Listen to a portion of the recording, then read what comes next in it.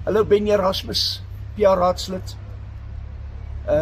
is huidiglik hier by een van ons inwoners, wat al van maandag hier in Mountain View sonder krag is. Dis verskeie van ons mense sonder krag, en hulle wag om gehelp te word.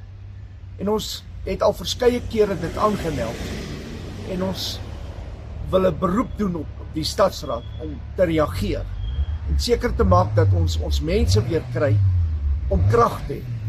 Ek verstaan dat die huidige burgemeester het gespog dat hulle 100 miljoen rand ingesamel het met agterstallige elektrisiteitsrekeninge.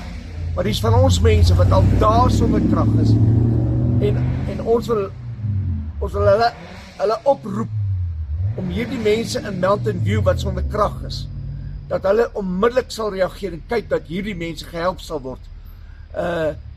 Kontak ons is van die Vryheidsfront Plus, wat wil seker maak dat daar gereageer word op jou klagtes en op die hulp wat jy nodig het.